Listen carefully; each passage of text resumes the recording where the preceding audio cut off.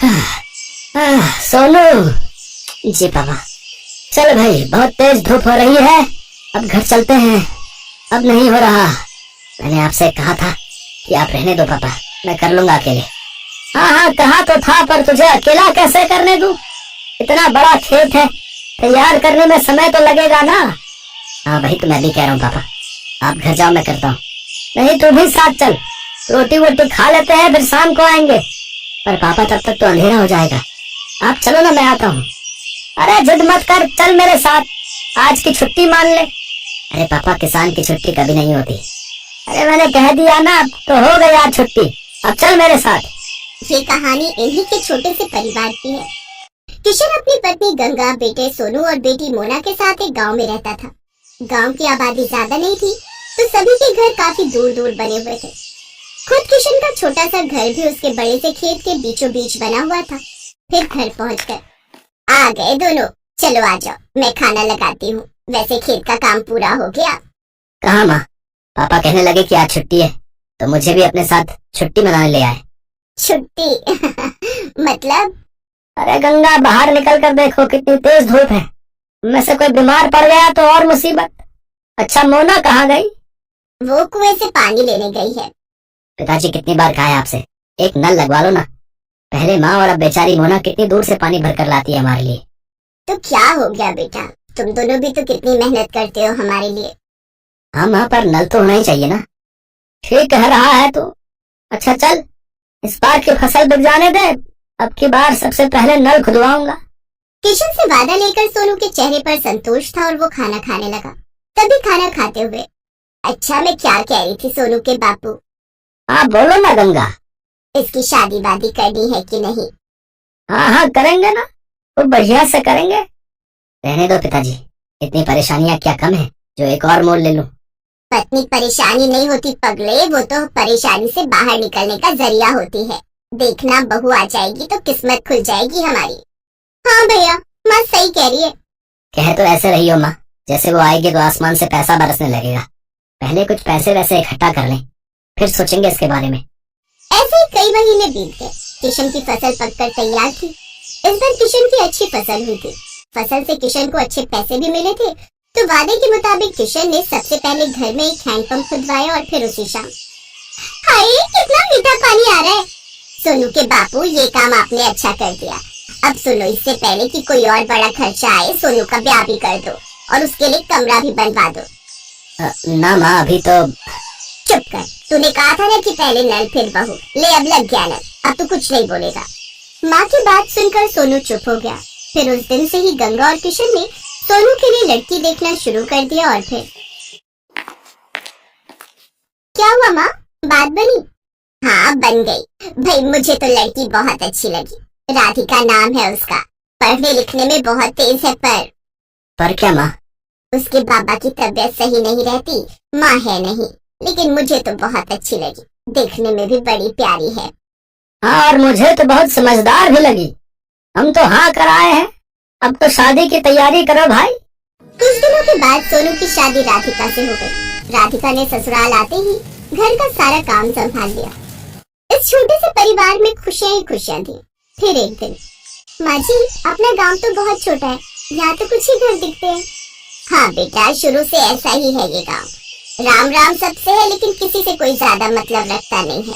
सब अपनी अपनी खेती करते हैं और खुश रहते हैं। माँ जी, हाईवे कहाँ को जाता है? दिल्ली की तरफ जाता है बिटिया। आप कभी गई हो दिल्ली? हाँ, एक बार तेरे बापू ले गए थे मेरे इलाज के लिए। बहुत चौड़ी सड़क है भाई, बस वाले ने सर भगा दी बस। इसका मतलब दिल्ली ज्यादा दूर नहीं है यहाँ से। हाँ, पर तू क्यों पूछ रही है?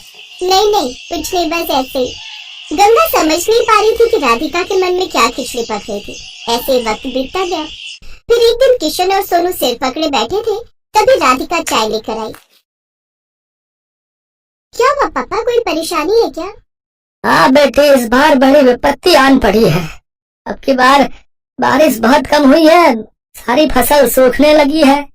बेचारा सोनू नल से बाल्टी भर भर कर फसल सींच रहा है, ताकि हमारे परिवार के लायक तो कम से कम अनाज निकल ही आए। पर पिछले साल तो खूब बारिश हुई थी।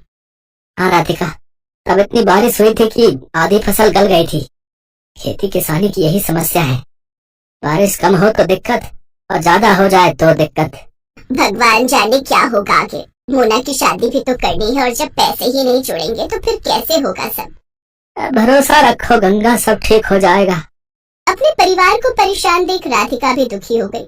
वो अब अपने परिवार की मदद करने के बारे में सोचने लगी और फिर पापा एक बात कहनी थी आपसे। हाँ बेटा बोलना, क्या बात है? मोना की शादी के लिए कितने पैसे चाहिए आपको? क्यों ऐसे क्यों पूछ रही है बेटी? बताइए ना पहले। कम से कम 5 लाख तो होने ही चाहिए। 3 के आसपास तो जमा है बैंक में, लेकिन 2 लाख का इंतजाम कैसे होगा पता नहीं। मेरे पास एक उपाय है, अगर आप लोगों को ठीक लगे तो। हाँ हाँ बोलो ना राधिका। देखिए, आजकल ना ये शहर वालों को फार्म हाउस वेडिंग और फार्म हाउस पार्टी का बड़ा चस्का है। हमारा खेत हाईवे से लगा हुआ है, दिल्ली भी दूर नहीं है, तो बस हमें हाईवे से खेत तक का रास्ता ठीक करना है, लकड़ी से खेत की बाउंड्री करनी है और कुछ चारपाइयां और सजावट का काम करना है और एक अच्छा सा नाम सोचकर एक बोर्ड लगाना है। बेटा मुझे तेरी बात कुछ कुछ समझ में आ रही है, इस सबके लिए पैसे कहाँ से आएंगे? वो 3 लाख रुपए हमारे काम आएंगे और अगर धंधा चल निकला तो मोना की शादी हम धूमधाम से करेंगे। मुझे भी आइडिया बढ़िया लग रहा है। अगले ही दिन से पूरा परिवार राधिका के कहने पर काम में जुट गया। हाईवे से लेकर खेत तक बढ़िया टाइलें लगा दी गई, लकड़ियों से खेत की 4 दीवारी कर दी गई और फिर खेत अच्छे से साफ कर उसमें घास उगाकर जगह जगह सुंदर चारपाइयां लगा दी गई। फिर खेत के बीचों बीच एक सुंदर और बड़ी सी खुली झोपड़ी बनाई गई। पूरे परिवार ने जमकर मेहनत की।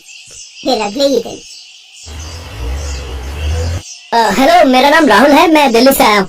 ये रिजॉर्ट पहली बार देखा, क्या परसों शाम के लिए स्पेस अवेलेबल है? हाँ जी बिल्कुल। क्या फंक्शन है? मेरे बेटे का बर्थडे है, केटरिंग मैं खुद देख लूंगा, बस मुझे ये जगह अच्छी लगी। मेरा बजट 20,000 का है, बोलिए आपको चलेगा? जी हाँ बिल्कुल।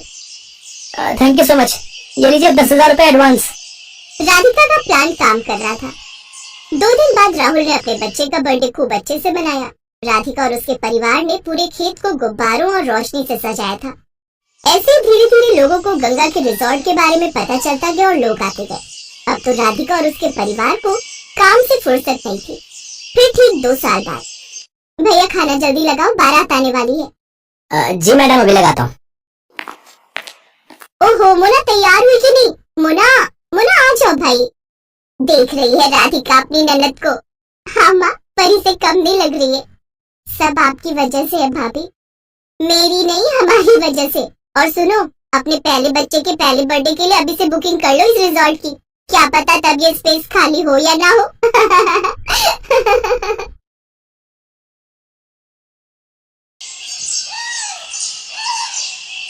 विदाई के वक्त सिमरन अपने पिता से लिपट कर खूब रोती है। बाबा बाबा मुझे आपकी बहुत याद आएगी, अब मैं कैसे रहूंगी आपके बिना। बेटी जब भी तेरा मन करे तो आ जाना, ये घर हमेशा तेरा ही रहेगा। जा बेटी, अब अपनी माँ से भी मिल ले। माँ, मुझे आपने जो भी प्यार दिया उसके लिए शुक्रिया।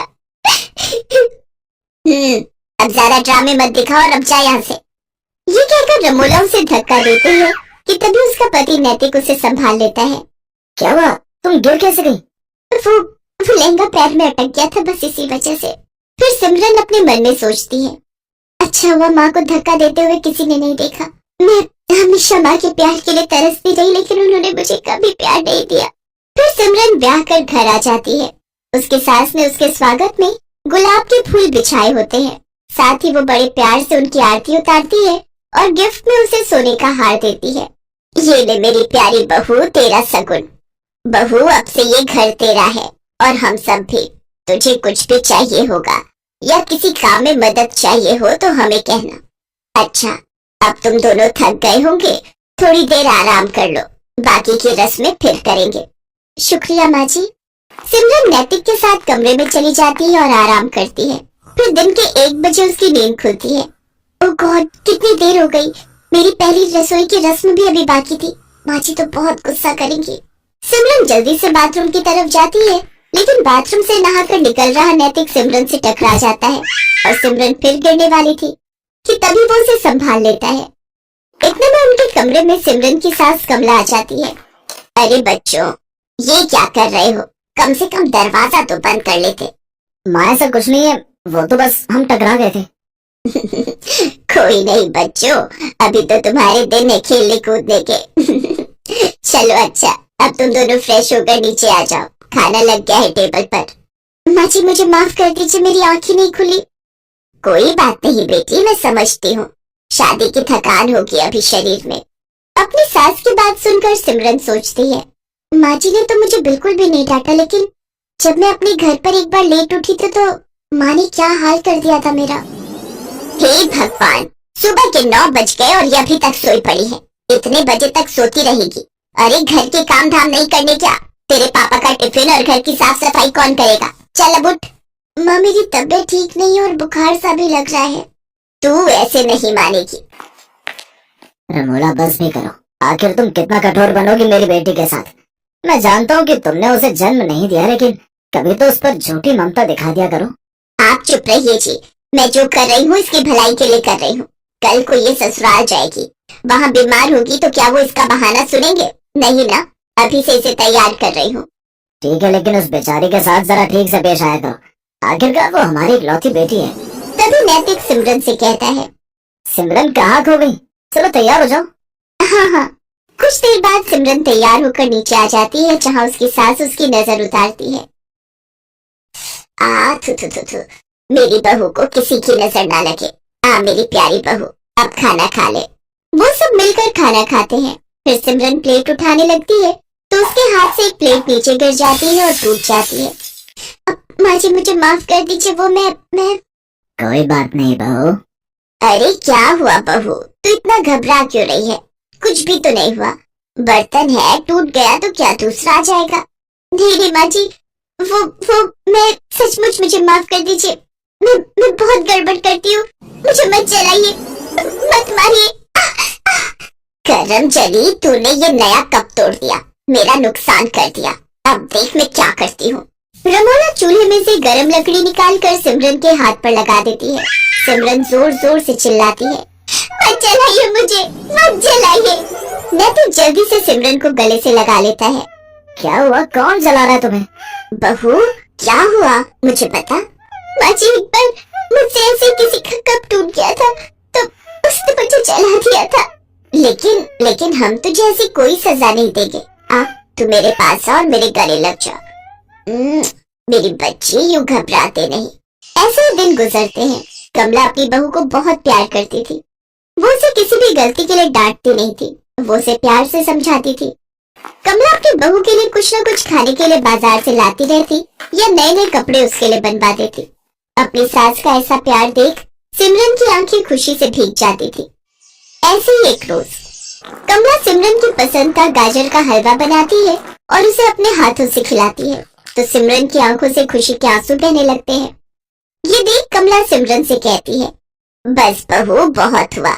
मैं जब भी तुझे ज्यादा प्यार देने की कोशिश करती हूँ तो तेरी आंखों से आंसू बहने लगते हैं। आखिर क्या बात है बेटी, अपनी माँ समान सास को नहीं बताएगी? माँ जी आप तो बहुत अच्छी हो और मुझे बहुत प्यार करती हो, लेकिन तभी दरवाजे पर दूध वाला आता है। सिमरन को देखकर उसकी नजर उस पर फिसल जाती है और वो उसका हाथ पकड़ लेता है। छोड़ो छोड़ो मुझे, छोड़ो। एकदम मलाई की तरह मखमली हो तुम तो। तभी कमला भी वहाँ आ जाती है और उसे देखकर दूध वाला कहता है, माँ जी देखो ना, आपकी बहू मेरा हाथ पकड़ रही है। कमला जोरदार थप्पड़ उस दूध वाले को मारती है। नास पिटे, तू मेरी बहू पर इल्जाम लगाएगा, उसे छेड़ेगा, ले। कमला उसे मारकर वहाँ से भगा देती है। अपने ऊपर अपनी सास का भरोसा देखकर सिमरन रो पड़ती है और अपनी सास के गले लग जाती है। आप बहुत अच्छी हो माँ जी, आपने मुझ पर भरोसा किया, नहीं तो माँ तो।